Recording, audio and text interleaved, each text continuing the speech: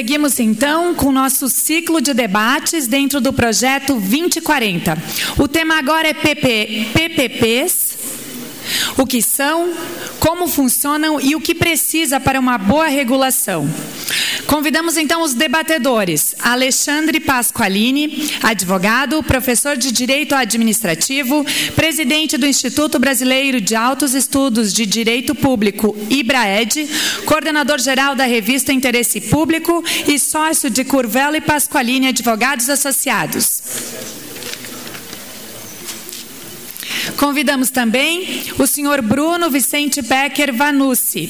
É bacharel em Direito pela Universidade Federal do Rio Grande do Sul, especialista em Direito, Processo Civil e Constituição pela URGS e concluiu o MBA em Concessões e PPPs da Fundação Escola de Sociologia e Política de São Paulo. É secretário extraordinário de Parcerias do Estado do Rio Grande do Sul, responsável pelo programa RS Parcerias. Nos anos de 2017 e 2018, esteve à frente da Secretaria Municipal de Parcerias Estratégicas do município de Porto Alegre, liderando os projetos de concessões e PPPs, com destaque para a PPP de iluminação pública, com mais de 100 mil pontos de iluminação. É conselheiro da Intergovernamental Rede PPP, é procurador do Estado do Rio Grande do Sul e foi integrante da Unidade de Concessões de PPPs da Secretaria Estadual do Planejamento do Rio Grande do Sul, nos anos de 2015 e 2016. E também convidamos o mediador, o senhor Tiago Ilhas, secretário municipal de Meio Ambiente da Prefeitura de Farroupilha e diretor de Relações Internacionais da ANAMA Brasil. Nós hoje estamos aqui para trazer um assunto importante nesse momento do nosso fórum, e a ideia é fazer uma conversa bem tranquila, abrindo espaço aqui para os dois convidados, abrindo espaço para que as pessoas que nos acompanham possam fazer alguma indagação, alguma dúvida, porque nós caminhamos aqui no município e em outros municípios, estamos discutindo muito, e aliás o tema do nosso fórum é que o saneamento é um compromisso que ele precisa ser regional. Nós pensamos, e Farroupilha tem sido protagonista de alguns estudos que já iniciaram, algumas PMIs que já iniciaram na nossa cidade, são 3 delas, uma que versa sobre a questão do saneamento, outra sobre eficiência energética e uma terceira sobre resíduos sólidos, para que lá na frente nós possamos encontrar soluções para alguns problemas e situações que o município vem enfrentando ao longo dos anos e que o nosso departamento jurídico e toda a nossa equipe de secretários tem se empenhado muito para tornar isso realidade. E quando nós pensamos lá com a equipe do 2040, na coordenação, que é coordenada lá o grupo pelo Rui e também pela coordenação aqui da FRAN, que coordena o projeto 2040, nós pensamos em 2 pessoas que têm no seu dia a dia esse tema muito atual. E nós pensamos que poderíamos começar esse debate respondendo as perguntas temas que nós colocamos no nosso fórum. O que são PPPs, como funcionam e o que precisa para uma boa regulação. Pensamos diz que nós somos formados por perguntas, então essas perguntas deixam para a gente iniciar, nós podemos abrir os convidados e aí após a gente deixa livre também para apresentar algum material extra que vocês prepararam para trazer. E o Pasqualini e o Vanucci estão aqui porque tem a sua vivência, como apresentado aqui pela minha colega, esse tema muito presente. O Pasqualini, inclusive, tem esse tema presente também numa interface de trabalho com o nosso município de Farroupilha, o Vanucci como secretário de parcerias e pela sua ampla experiência no tema, e eu acompanhava, Vanucci, uma manifestação sua, que você falava que esse tema te deixava extremamente apaixonado, que é o que fazia você continuar e ter aceito esse novo desafio que o governador Eduardo Leite lhe deu. Então, também acredito que nós somos movidos por desafios. Eu digo que eu sempre fui, na minha vida inteira, um sonhador, um idealista, preocupado com missões. Então, nós estamos aqui para debatermos juntos um tema importante, que é de interesse da comunidade. Eu começo saudando e agradecendo a presença de todos vocês e abrindo para que os nossos convidados possam fazer, quem sabe, uma breve apresentação, já indagando e já direcionando para essa questão de responder essas 3 principais perguntas. Vanuzzi, fica à vontade. Bom dia a todos. Bom, inicialmente, eu gostaria de agradecer o convite aqui da Prefeitura, dar os parabéns para o prefeito pelo empenho e pela paixão com que ele está gerindo a cidade de Farroupilha, e essa é uma cidade que é fundamental nesse cenário. Acho que nós temos aqui uma PMI hoje de saneamento em curso, vocês têm o apoio aqui do Alexandre Pasqualini, que é um advogado reconhecido, advogado que é talvez liderança no tema no Rio Grande do Sul, e vocês vêm trabalhando aqui com talvez um pioneirismo que a gente não vê há muito tempo no Rio Grande do Sul. Então, assim, o tema da nossa mesa, do nosso debate, é um tema extremamente amplo, mas eu acho que é fundamental, porque é um tema de nivelamento de conhecimento. Nós temos hoje uma expressão PPP, uma sigla PPP, que está na boca do povo, está na boca do político, está na boca do repórter, do jornalista e do servidor público. Mas, e aí, que diabos é esse negócio? Eu tenho uma apresentação que está aqui atrás, que pode durar até 4 horas falando sobre isso. Então, eu vou ser breve, não vou usar a apresentação, mas eu acho que a gente tem aqui a segunda tela, se a gente puder dar um play ali, que tem umas palavras no ar que eu acho que são fundamentais. Pode ir passando mais uma. Pode dar um clique. E aí, se alguém conseguir ler, está de parabéns, está meio fora de foco, mas é isso aí. Então, assim, gente, primeira coisa que é importante, assim, as pessoas, às vezes, vêm com uma bela solução para um pequeno problema e dizem que fizeram uma PPP. Então, conseguiram que um empresário vá lá e faça a adoção ou a reforma de uma praça. E colocou ali balanço novo, arrumou tudo e, pimba, saiu no jornal, primeira parceria público-privada. Queria aqui desapontar vocês e dizer, isso aí não é uma PPP, tá? Isso aí é uma adoção, é um relacionamento entre o poder público e o poder privado, é um tipo de aliança entre o poder público e o poder privado, mas isso não é uma PPP. Aí vem depois um empresário que tem uma loja de tintas e doa para a prefeitura tinta para pintar o prédio municipal, aí o paço municipal ou as escolas. Desculpa, também não é uma PPP, isso aí é uma doação. Aí vem depois a comunidade local, que tem uma escola ali, e a comunidade forma uma associação de bairro, e a associação de bairro vai ser a mantenedora da escola. De novo, desculpa, gente, não é uma PPP, tá? Então, primeira coisa, é o que está escrito em maior ali, em azul, que é importante todo mundo saber. PPP é um contrato administrativo de longo prazo. E quando eu digo contrato administrativo, gente, quer dizer o seguinte: tem licitação, tem concorrência, que é a modalidade mais complexa de licitação, está submetido à Lei 8666, está indo tudo bem até aí, todo mundo está dentro da sua esfera de conforto, mas ali, ó, de longo prazo. Que daria para colocar ali, e alta eficiência ou alto rendimento. Então, o que quer dizer de longo prazo? Esse contrato começa onde terminam os contratos tradicionais da 8666. O contrato tradicional da 8668, vocês conhecem, até 60 meses, 5 anos. Só que ele não responde muitas das nossas necessidades. Chega lá o nosso prefeito, está meio sem dinheiro, né, coisa meio comum, e precisa construir, sei lá, uma escola nova ou um posto de saúde novo. E aí ele chega à conclusão que não vai ter dinheiro para construir isso, não vai caber no bolso, não vai caber no orçamento.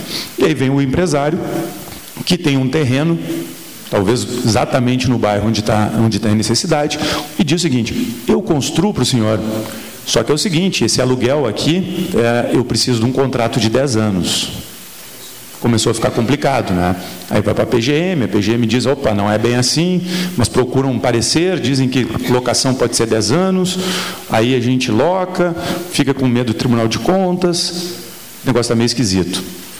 Já o empresário pensa assim, puxa, eu vou locar esse negócio, o mandato acaba daqui a 2 anos, daqui a 1 ano e meio, e aí eu vou ficar com o meu pincel na mão aqui, o meu terreno com um posto de saúde, que não serve para mais nada. Então, gente, isso aqui vem para responder essa necessidade do poder público de investimentos no qual a gente não tem recurso, a gente não tem o dinheiro para fazer a obra, mas a gente precisa botar uma infraestrutura para prestar um serviço público, ok? E o contrato tem que ser de longo prazo. Então, vamos olhar ali, ó, tem que ter infraestrutura, é um contrato que tem que ter investimento de capital, então não é contrato para prestar serviço de telefonia, não é contrato para cooperagem, não é contrato nem para prestar manutenção de software, nada disso. É um contrato que tem que ter investimento e infraestrutura e tem que ser para prestação de algum serviço público. Aí depois tem duas palavras ali, uma num canto, outra no outro, falando de riscos privados e liberdade na execução.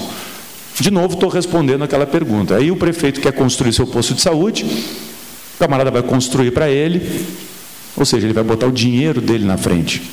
É isso. O prefeito está ali com um recurso, talvez ele tenha 15 mil por mês, chega no fim do ano ele acumularia 200 mil e o posto de saúde custa 2 milhões. Ele só tem 10%. Então o camarada que vai gastar os 2 milhões para construir o posto de saúde, ele vai botar o dinheiro dele em risco.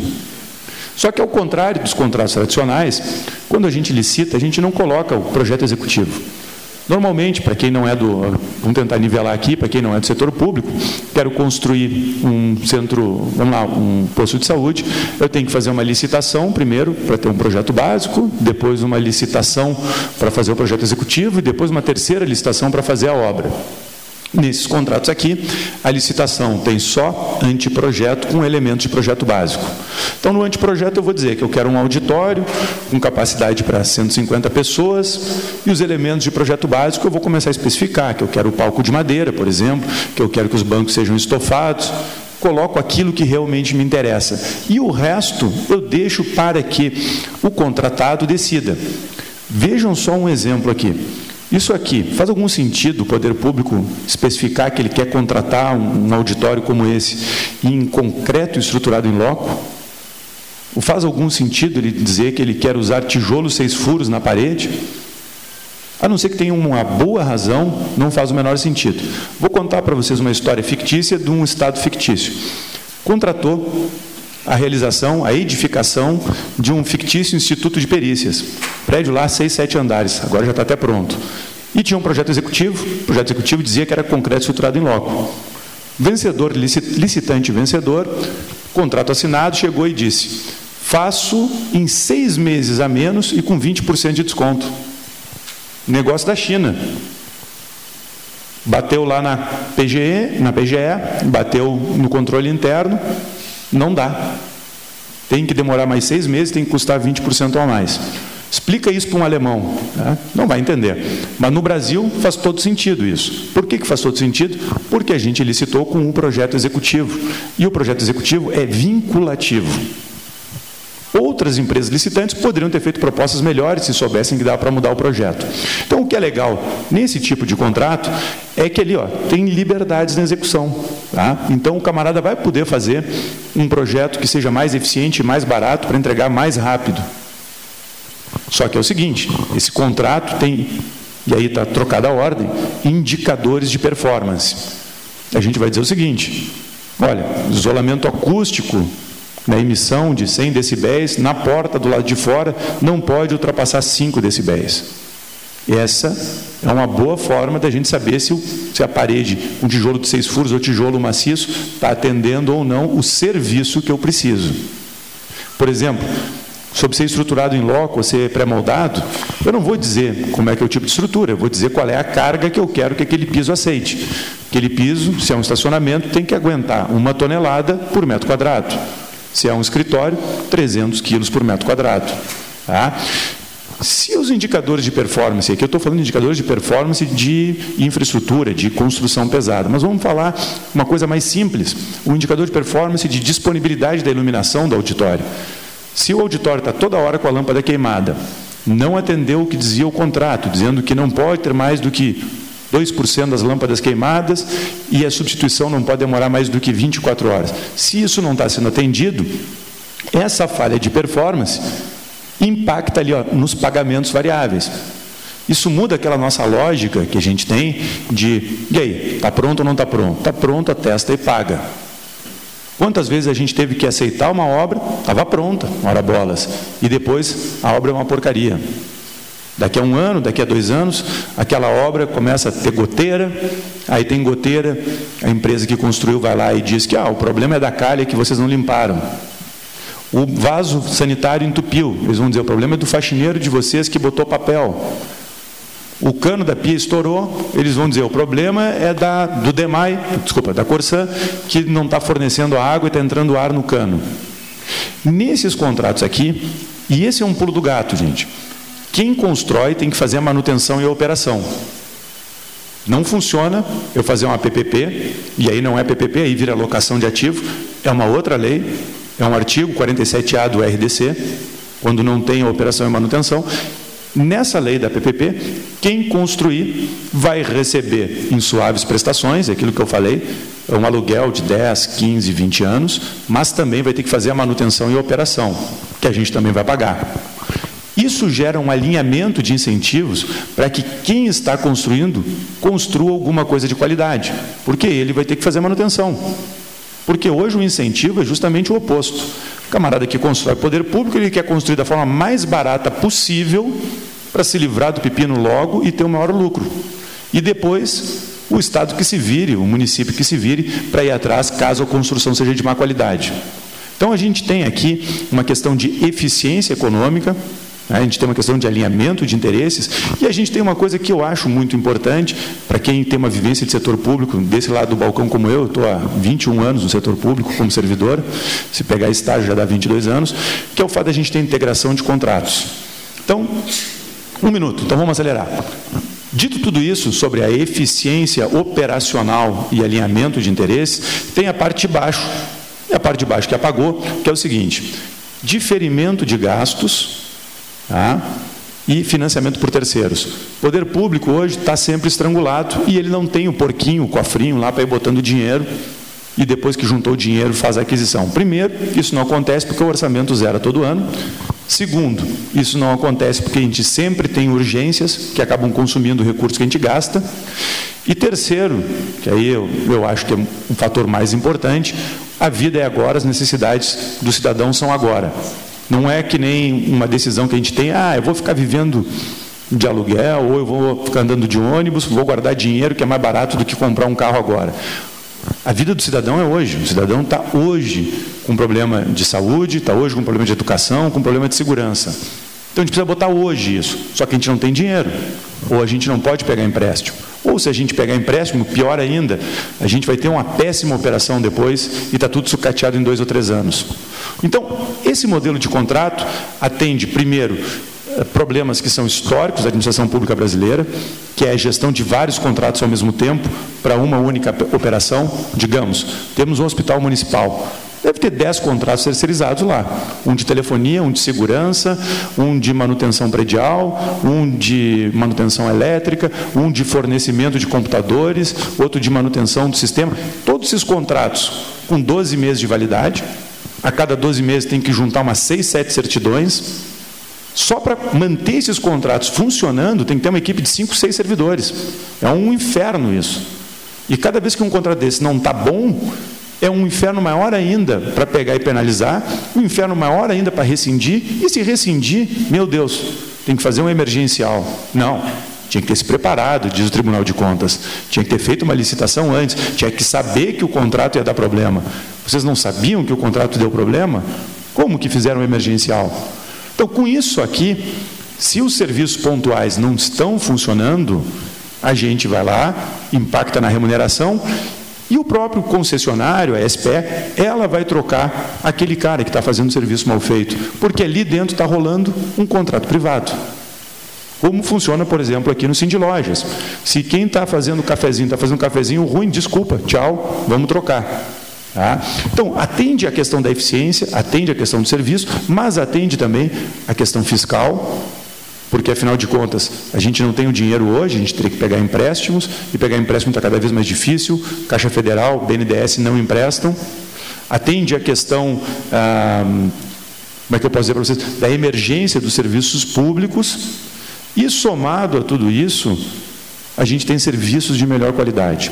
Real a real, isso se chama value for money, isso aqui teve um cara que ganhou um Nobel na Inglaterra, real a real, se a gente botar a mesma quantidade de dinheiro, em geral, e isso tem um método para aferir, o serviço é melhor prestado numa PPP. Por outro lado, serviços iguaizinhos, PPP ou contratação tradicional, vai sair mais barato a PPP. tá? Por conta de todos esses custos de transação que eu falei, todas as dificuldades de fiscalização. Então, sempre digo para as pessoas, comparem laranja com laranja, banana com banana, pera com pera. Um dia desse alguém falou, um preso no Rio Grande do Sul custa R$ 1.100. Em compensação, na PPP de Ribeirão das Neves, está custando R$ 4.500.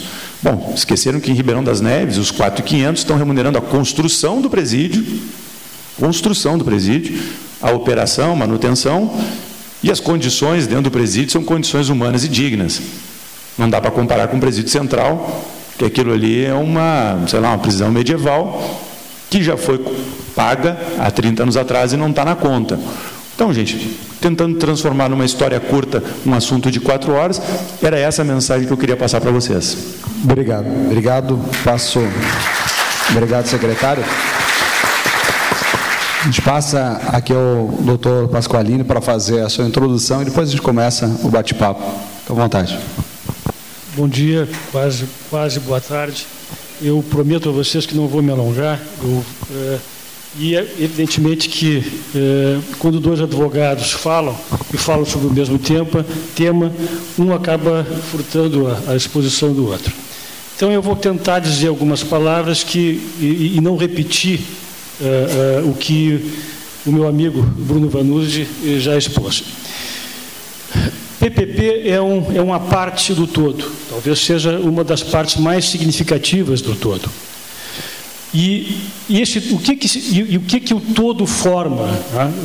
O todo talvez seja formado por alguns diplomas, alguns já foram citados pelo Bruno, lei de licitações, lei de concessões.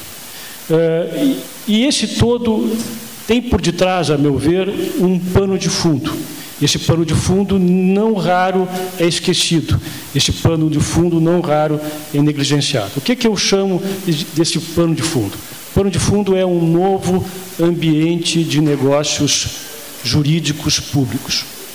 Esse novo ambiente de negócios jurídicos públicos tem, eu vou furtar uma palavra que já virou, que já é moda há muitos anos, desde a década de 60, e é de 60 porque o autor quem popularizou essa palavra, ao escrever um livro na década de 60, esse novo pano de fundo gera um novo paradigma. Existe um novo paradigma nos negócios jurídicos públicos. Esse novo paradigma é do século XXI, assim, é do final do século XX, início do século XXI. E a nossa administração pública, sob vários aspectos, continua sendo uma administração pública que não é sequer do século XX, é do século XIX. Então, o grande problema, a meu ver, hoje, e eu digo isso já não só como professor, não só como alguém que até com alta dose de idealismo se envolve com isso, mas também como advogado, o grande problema que eu, como advogado e como consultor, enfrento nessa área é a circunstância de que as pessoas que operam esses novos mecanismos jurídicos ainda continuam operando e pensando com conceitos do século XIX. Eu poderia, e o Vanuzzi sabe disso, eu poderia falar muitas horas sobre esse novo paradigma, que não foi inventado por mim. Eu também não fui eu que fui descobri-lo, tá? Vasculhando dispositivos legais ou constitucionais. Não, existe uma escola bastante sólida, tá? que vem de outros países, que vem mostrando isso, vem se esforçando em mostrar que há algumas modificações. Eu vou destacar, eu vou pedir licença para você para destacar 2 ou 3 elementos que, a meu ver, são fundamentais nesse novo paradigma e que são descurados na prática. Primeira característica, contratualização dos vínculos.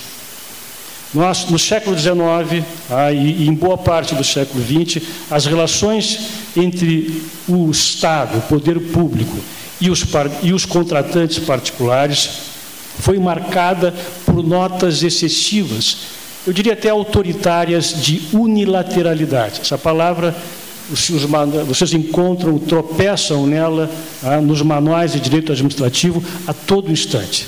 Pois bem, esse novo ambiente de negócios, esse novo ambiente e novo paradigma nos negócios jurídicos públicos, procura, às vezes até desesperadamente, exorcizar as notas autoritárias de unilateralismo. E isto eu digo desesperadamente porque alguns legisladores, muitos dos autores dessas leis que nós estamos aplicando hoje são meus amigos, e alguns deles, inclusive, no desespero de exorcizar esse flagelo da unilateralidade, e outros, inclusive, arriscaram algumas inconstitucionalidades. A lei de PPPs, o Bruno sabe disso, até vocês devem saber disso, existem alguns dispositivos de constitucionalidade duvidosa. Mas há uma boa vontade em relação a esses dispositivos por parte da doutrina. Por quê? Porque são dispositivos em que o legislador desesperadamente, e esse é o termo, desesperadamente, luta para o quê? Para dar confiança, estabilidade e criar um ambiente de negócios entre o público e o particular de cooperação. Nós viemos, o direito administrativo é a Constituição em movimento. E o direito administrativo da segunda metade do século XX e dessa primeira metade, digamos assim, desse início do século XXI, é um direito administrativo que procura ultrapassar as notas napoleônicas de unilateralidade e absorver e criar vínculos de parceria, de cooperação entre o público e o privado. Então, retenham isso, porque isso tem inúmeras consequências a partir desta característica, ou deste primeiro marco, digamos assim, do novo paradigma. E eu posso pensar na lei de concessão, na lei das PPPs e até mesmo em outras várias legislações que dizem respeito à geração de energia, telefonia, vários dispositivos cujo objetivo é o quê? É criar vínculos estáveis, não precarizados, e de cooperação entre o público e o particular. Eu vou falar só de dois para não me alongar. Vou deletar um que talvez até nos debates surja. Outro paradigma, outro traço característico e paradigmático desse novo modelo de negócio, desse novo ambiente de negócios públicos.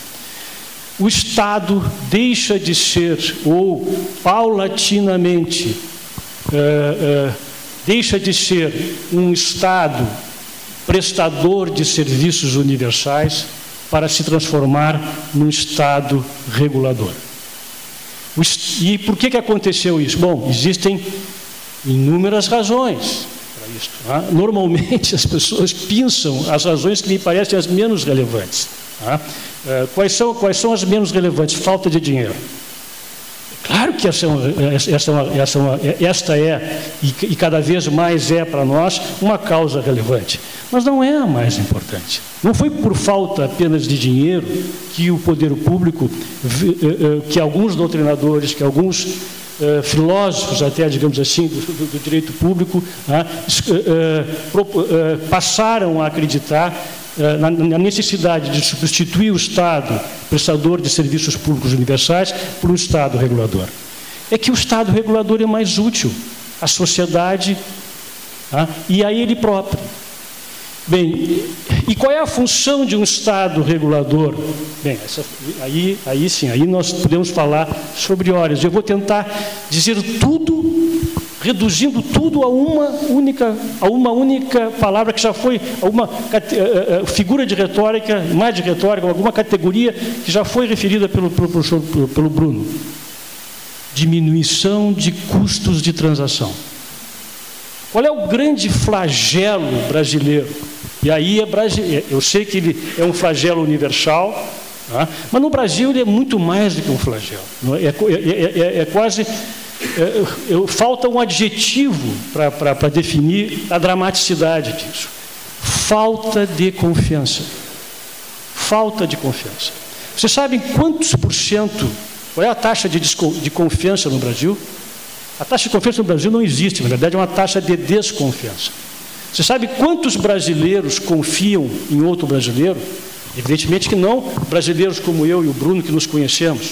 Tá? São brasileiros que não se conhecem. Sabe quantos brasileiros confiam em outro brasileiro que ele não conhece? Eu vou pegar o número mais benéfico ao Brasil. Tá? E que nos últimos anos deve ter, inclusive, caído. 9%. 9%. Bem, vocês imaginam, eu estou perguntando entre brasileiros, pessoas, indivíduos. Agora, vocês se perguntem a um brasileiro, quantos por cento dos brasileiros confiam no Estado brasileiro? Eu acho que até o Estado brasileiro, se pudesse responder, não confiaria nele mesmo. Então, meus amigos, qual é o objetivo, o grande objetivo que busca conquistar com o Estado regulador? Criar um ambiente de confiança, não de conflito, não de litígio.